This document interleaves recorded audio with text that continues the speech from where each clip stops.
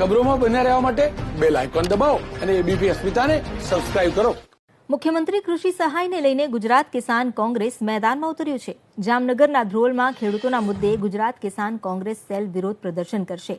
ધ્રોલ મામલતદાર કચેરી પર પોલીસનો ચુસ્ત બંદોબસ્ત ગોઠવી દેવામાં આવ્યો છે. મુખ્યમંત્રી કિસાન સહાય યોજનામાં વળતર ન મળતા ગુજરાત કિસાન કોંગ્રેસ સેલ વિરોધ કરશે.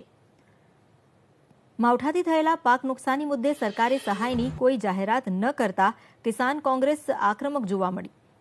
કિસાન કોંગ્રેસ આજે ધ્રોલમાં મામલતદારને આવેદન આપી રજૂઆત કરશે અને 20 નવેમ્બરે નેત્રાંગ, 23 નવેમ્બરે રાણાવાવ, 24 નવેમ્બરે કલ્યાણપુરમાં આવેદનપત્ર આપી રજૂઆત કરશે.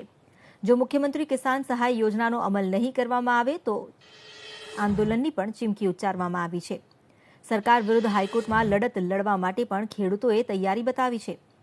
ગુજરાત કિસાન કોંગ્રેસે રાજ્યના કૃષિ સચિવ, નાણાં સચિવ અને મહેસૂલ સચિવને નોટિસ આપી છે, જેમાં મુખ્યમંત્રી કૃષિ યોજનાનો અમલ નહીં કરવા મુદ્દે હાઈકોર્ટમાં જવાની ચીમકી છે. 15 ઓક્ટોબર બાદ રાજ્યના 17 તાલુકામાં 2 ઇંચથી વધારે વરસાદ નોંધાયો હતો. છતાં સરકારે ત્યાં મુખ્યમંત્રી કિસાન સહાય યોજનાનો અમલ નથી કર્યો. કિસાન કોંગ્રેસે માંગ કરી છે કે કમોસમી વરસાદથી ખેડૂતોને થયેલા નુકસાનનું તાત્કાલિક વળતર ચૂકવવામાં આવે, નહીં તો કિસાન કોંગ્રેસ જન આંદોલન કરશે. તો આ અંગે વધુ જાણકારી આપી રહ્યા છે સંવાદદાતા પરાક્રમસિંહ જાડેજા. પરાક્રમ, ખેડૂતોને લઈને કિસાન કોંગ્રેસે હવે આક્રમકતા દર્શાવી છે, શું અપડેટ્સ? જી, કિસાન કોંગ્રેસના આગેવાન પાલ આંબલિયા છે, તેની આગેવાનીમાં અત્યારે મોટી સંખ્યામાં ખેડૂતો છે તે ધ્રોલ મામલતદાર કચેરી છે ત્યાં ભેગા થયા છે. ખેડૂતોને સંબોધન કરી રહ્યા છે. શું સંબોધન કરી રહ્યા છે, આપણે સીધા જ એમની જે વાત છે તે સાંભળવાનો જે પ્રયાસ કરીશું. 48 કલાકની અંદર 4 ઇંચ વરસાદ પડ્યો ધ્રોલની અંદર. 15 ઓક્ટોબર થી લઈ અને 15 નવેમ્બરની વચ્ચે આ વરસાદ પડ્યો. તેમ છતાંય સરકારે એની કોઈ કાર્યવાહી ના કરી. નિયમો અનુસાર ધ્રોલ તાલુકો છે એ આ માવઠામાં સમાવેશ થવા પાત્ર છે. 7 દિવસની અંદર જિલ્લાના કલેક્ટરે રાજ્ય સરકારને એક દરખાસ્ત મોકલવાની હોય. ત્યાર પછીના 7 દિવસમાં સરકારે ડીડીઓના માધ્યમથી કામગીરી ચાલુ કરી અને 15 દિવસની અંદર ખેડૂતના ખાતામાં પૈસા જમા કરાવવાના હોય. કેટલા? કારણ કે 1 હેક્ટરે જો 33% થી લઈ અને 60% વચ્ચે નુકસાન હોય તો પ્રતિ હેક્ટરે 20,000 રૂપિયા ખેડૂતના ખાતામાં જમા થાય અને વધારેમાં વધારે 4 હેક્ટરમાં, એટલે જો 4 હેક્ટરનો ખેડૂત હોય તો એને 80,000 રૂપિયા મળવા પાત્ર છે આ યોજના મુજબ. પણ સરકારે ન તો 7 દિવસમાં દરખાસ્ત કરી, ન 7 દિવસમાં ડીડીઓને આદેશ કર્યો કે ના 15 દિવસની અંદર સર્વે કરવામાં આવ્યું. એને 19 ઓક્ટોબરે ધ્રોલમાં આ તાલુકા મામલતદાર કચેરીમાં જે રેઇન ગેજ મશીન છે એની અંદર વરસાદ નોંધાણો છે 109 મિલીમીટર. પણ તેમ છતાંય સરકારે કોઈ કાર્યવાહી ન કરી. સરકારની ઓફિશિયલી ફરજ છે કે આનું સર્વે કરવું જોઈએ, નુકસાનીનું આકારણી કરવી જોઈએ. 33% થી 60% હોય તો 20,000 હેક્ટરે અને 60% કરતાં જે ખેડૂતને વધારે નુકસાન હોય એને 25,000 રૂપિયા હેક્ટરે આપવાના ફરજિયાત થાય છે. આજના આવેદનનો આપણો એક મુદ્દો આ છે.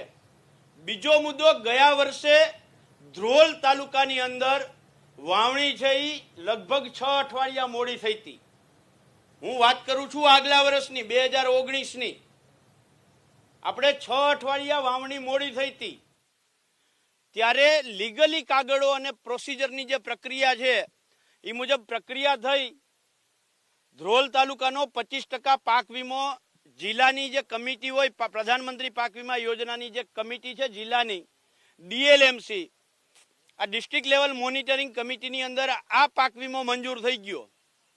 રાજ્ય સરકારમાં ગયો, ત્યાંય મંજૂર થઈ ગયો. કેન્દ્ર સરકારે એમાં ક્વેરીઓ કાઢી, પાછું આવ્યું. ડીએલએમસી એ પાછો મંજૂર કર્યો, ઉપર ગયો. હજી સુધી ધ્રોલ તાલુકાનો ગયા વર્ષનો મંજૂર થયેલો 25% પાક વીમો, કાયદેસરનો હકનો પાક વીમો છે એ મળ્યો નથી. એકાદા 2 અધિકારીઓ અરે મારે વાત થઈ તો એને મને નામ ન દેવાની શરતે કહ્યું કે પાલભાઈ કૃષિ મંત્રી આ જિલ્લાના છે ને એટલે ના મળ્યો. 25% પાક વીમો ગયા વર્ષનો સેમ દ્વારકા જિલ્લાની અંદર 63 ગામો હતા. ઓક્ટોબર મહિનાના 2019ના ઓક્ટોબરમાં દ્વારકા જિલ્લાના 63 ગામના પાક વીમો મળી ગયો 25%. ધ્રોલ તાલુકાને કેમ ના મળ્યો? અને આપણે 1 વર્ષથી બધા જ ખેડૂતો ચૂપ છીએ.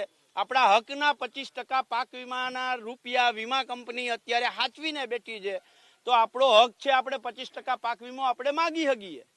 આ બે મુદ્દાઓને લઈ અને અત્યારે આપણે મામલતદાર સાહેબ પાસે જવું છે અને યાય બધાને વિનંતી કરું છું, અત્યારે જેવી રીતે સોશિયલ ડિસ્ટન્સ જાળવીને આપણે ઊભા છીએ એવી જ રીતે સોશિયલ ડિસ્ટન્સ જાળવીને જ આપણે ત્યાં મામલતદાર સાહેબ સાથે વાત કરશું.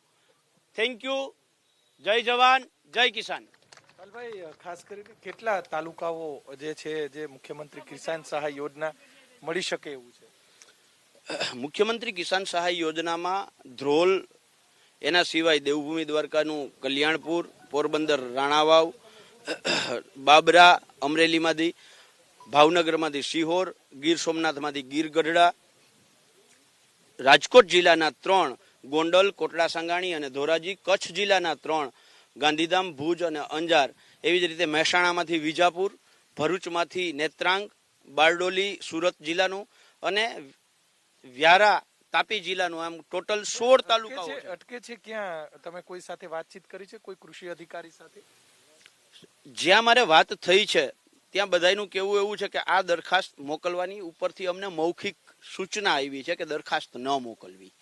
આવું અધિકારીઓનું મારે જ્યારે મૌખિક વાત થઈ એમાં એણે આવો જવાબ આપ્યો છે, એટલે એની મેં આરટીઆઈ કરી દીધી છે અને રાજ્ય સરકારને, રાજ્યના અગ્ર સચિવ, રાજ્યના મહેસૂલ સચિવ, રાજ્યના નાણાં સચિવ અને રાજ્યના કૃષિ સચિવને મેં એક નોટિસ 13 તારીખે મોકલી છે, બાય મેઇલ મોકલી છે. કારણ કે ડિજિટલ ઇન્ડિયાને હું માનું છું અને ડિજિટલ ઇન્ડિયાના ભાગરૂપે 13 તારીખે મેં નોટિસ આપી છે અને નોટિસની અંદર મેં લખ્યું છે કે અમારું મેઇલ આઈડી છે, અમારો મોબાઈલ નંબર છે, તમે મને વોટ્સઅપ અથવા તો બાય મેઇલ જવાબ આપી શકો છો. 13 તારીખથી લઈને હજી સુધી કોઈ જવાબ નથી આવ્યો. સર્વે થયો છે કે અત્યાર સુધીમાં, કેમ કે શિયાળુ પાકનું વાવેતર પણ થઈ ગયું છે, એબીપી અસ્મિતાના માધ્યમથી ખાસ ખેડૂતોને અને સરકારને ધ્યાન દોરવા એ જ માગીએ છીએ અમે કે આ યોજનાનો જે ભાગ છે એ યોજના મુજબ 7 દિવસમાં સર્વે કરવાનું હતું. 7 જ દિવસની અંદર અહીંથી દરખાસ્ત કરવાની હતી. ત્યાર પછીના 7 દિવસમાં રાજ્ય સરકારે આદેશ કરવાનો હતો અને 15 દિવસની અંદર ડીડીઓએ સર્વે કરી અને મોકલી દેવાનું હતું. હવે ધ્રોલની જ આપણે વાત કરીએ તો ધ્રોલમાં 19 ઓક્ટોબરે વરસાદ પડ્યો છે, આજે 18 નવેમ્બર છે. હવે 1 મહિના સુધીમાં નથી દરખાસ્ત થઈ. દરખાસ્ત ન થઈ હોય તો રાજ્ય સરકારે કંઈ ન વિચાર્યું હોય, ડીડીઓને તો સર્વે કરવાની વાત જ પછી આવે. એટલે સરકારે આમાં કંઈ કરતાં કંઈ કર્યું જ નથી. જેવી રીતે રાજ્ય સરકારે આની જાહેરાતો કરી હતી, તમને યાદ હોય તો દરેક છાપાની હેડલાઇન બની હતી કે હવે ખેડૂતો વીમા પ્રીમિયમ ભર્યા વગર વીમો મેળવશે મુખ્યમંત્રી કિસાન સહાય યોજનાના માધ્યમથી. આ દરેક ચેનલોની હેડલાઇન હતી. જો આ આવી જાહેરાત હતી, આવું ખેડૂતોને ફાયદાકારક યોજના હતી, તો સરકારે એનો અમલ કેમ ના કર્યો? પેલા એવી પણ કોંગ્રેસની એક માંગ હતી કે પ્રીમિયમ જે છે સીધા સરકાર ખેડૂતોના ખાતામાં જમા કરે.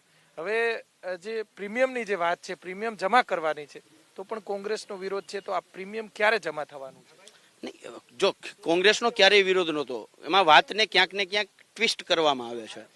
કોંગ્રેસની માંગ હતી કે પ્રધાનમંત્રી પાક વીમા યોજનામાં રાજ્ય સરકાર અને કેન્દ્ર સરકાર રાજકોટ જિલ્લાની અંદર 49.50% પ્રીમિયમ વીમા કંપનીને આપે છે. આ પ્રીમિયમ ડાયરેક્ટ ખેડૂતને આપી દો.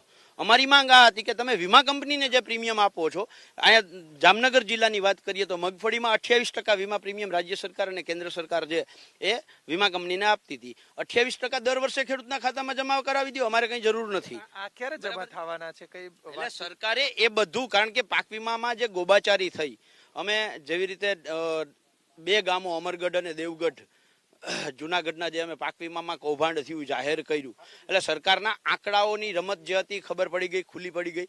એટલે સરકારે અહીંયા થયેલું ગુમડું નાબૂદ કરવાની જગ્યાએ આખા માણસને જ મારી નાખ્યો. એટલે પ્રધાનમંત્રી પાક વીમા યોજના જ સરકારે નાબૂદ કરી નાખી. એની જગ્યાએ નવી મુખ્યમંત્રી કિસાન સહાય યોજના લઈ આવ્યા. એમાંય અમે કહેતા હતા કે 48 કલાકમાં 25 ઇંચ વરસાદ ન થાય. એમાંય અમે કહેતા હતા કે 2 કલાકની અંદર માવઠું, કોઈ દિવસ 48 કલાકમાં 2 ઇંચ માવઠું ન થાય. પણ તેમ છતાંય કુદરતને કરવું ને થયું. બરાબર છે, તો સરકારે અમલ તો કરવો જોઈએ ને. અમે અમલ કરવાની માંગ કરીએ છીએ કે જે સરકારે કહ્યું છે, જે સરકારે જાહેરાત કરી છે, એનો સરકાર અમલ કરીને દેખાડે. ક્યાં ક્યાં વિરોધ કરવામાં આવશે આવતા દિવસોની અંદર? ધ્રોલથી તમે શરૂઆત કરી છે.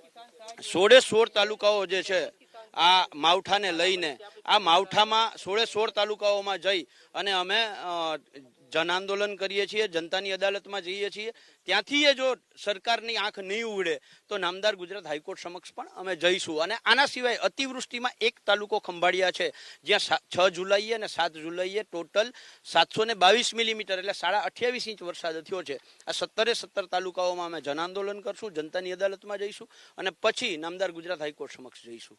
પાલભાઈ, મંતવ્ય ન્યૂઝ ખેડૂતોને લઈને સવાલ પૂછી રહ્યું છે કે મુખ્યમંત્રીએ જાહેરાત કરી હતી છતાં પીછેહટ શા માટે? આવું રાજકારણ શા માટે?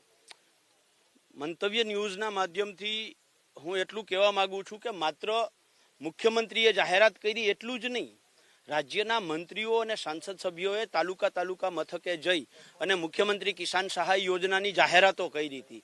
એના કયા કયા ફાયદાઓ છે, કૃષિ મંત્રીએ પોતે જામનગર જિલ્લાના કાલાવડની અંદર એક મોટો કાર્યક્રમ કરી ખેડૂતોને બોલાવી અને મુખ્યમંત્રી કિસાન સહાય યોજનાના ફાયદાઓ ગણાવ્યા હતા. જો મુખ્યમંત્રી આ જ જિલ્લાના હોય, આ એનો પોતાનો મત વિસ્તાર આવતો હોય તો મુખ્યમંત્રી શ્રીએ કેમ મુખ્યમંત્રી કિસાન સહાય યોજનાની જે જાહેરાત કરી હતી એનો અમલ કરવાની અમે માંગ કરીએ છીએ. એના પોતાના મત વિસ્તારની અંદર માંગ કરીએ છીએ, એના પોતાના જિલ્લામાં માંગ કરીએ છીએ. આ સરકાર માત્ર અને માત્ર બોલી જાય છે, જાહેરાત કરી જાય છે. જાહેરાતોની સરકાર છે, અમલ કરવામાં સરકાર પીછેહટ કરે છે. ઓફિશિયલી 7 દિવસની અંદર દરખાસ્ત થવી જોઈએ, 7 દિવસની અંદર એનો સરકારે નિર્ણય લેવો જોઈએ અને 15 દિવસની અંદર ખેડૂતોને પોતાના જે માવઠાનું નુકસાન છે કે અતિવૃષ્ટિનું નુકસાન છે એના પૈસા જમા થવા જોઈએ. તો સરકારે શું ખોટું બોલ્યું છે? મુખ્યમંત્રીએ શું ખોટી જાહેરાત કરી એવું તમે કહો છો? હું નથી કહેતો. સરકારે જો જાહેરાત કરી હોય, 10/8 નો પરિપત્ર કહે છે, 10/8 નો સરકારનો પોતાનો પરિપત્ર છે. એ પરિપત્ર એમ કહે છે કે સરકારે અમલ નથી કર્યો અને અમલ જે ના કર્યો હોય, જે કહ્યું હોય એ ના કરે તેને શું કહેવાય? તમે કહો, ખોટું બોલવા વાળો કહેવાય કે ના કહેવાય? કહેવાય કે ના કહેવાય? તો હવે તમારું સ્ટેપ શું છે? આવેદન તો તમે આપી દેશો? અમે 13 તારીખે ગુજરાત કિસાન કોંગ્રેસે રાજ્ય સરકારના મહેસૂલ સચિવ, કૃષિ સચિવ, અગ્ર સચિવ, નાણાં સચિવને એક નોટિસ કરી છે કે મુખ્યમંત્રી કિસાન સહાય યોજનાનો અમલ કરવામાં આવે. જો અમલ નહીં થાય તો અમે જનતાની અદાલતમાં જઈશું. જો